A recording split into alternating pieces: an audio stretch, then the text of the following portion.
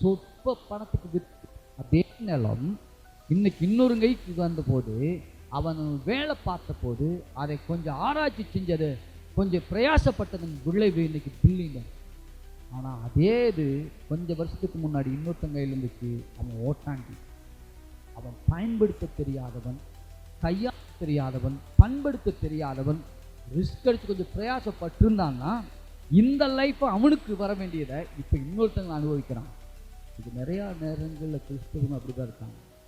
தேடுவதில்லை, கொஞ்சம் வளைய கொஞ்சம் தள்ளி ஆழத்தில் போடுமாறு.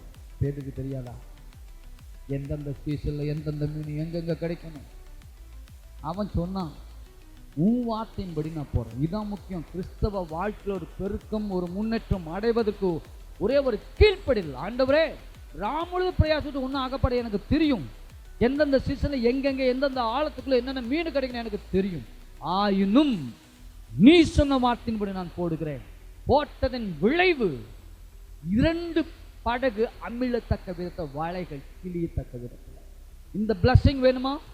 வலை கிளியத்தக்க விதத்தில், படகு அமிழத்தக்க விதத்தில். கர்த்தர் ஆசீர்வதிச்சா அப்படி தாங்க வரும்.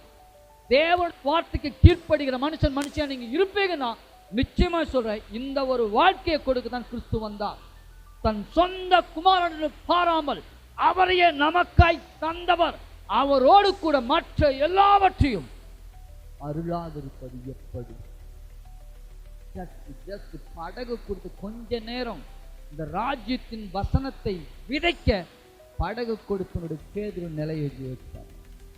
கொஞ்ச நேரத்துக்கு முன்னாடி அழுது புலம்பி, நான் குழுவுக்கு எப்படி பணம் கட்டுறது, என் பிள்ளைக்கு எப்படி ஃபீஸ் கட்டுறது, என் குடும்பத்துக்கு எப்படி சோறு போடுறதுன்னு போட்டு குழம்பிக்கிட்டு நின்று ஒரு மனுஷன், வெறும் வலையை அடைச்சிக்கிட்டு குழம்பிட்டு நின்று மனுஷன் ஒரே ஒருவருக்கு இடம் கொடுத்தான்.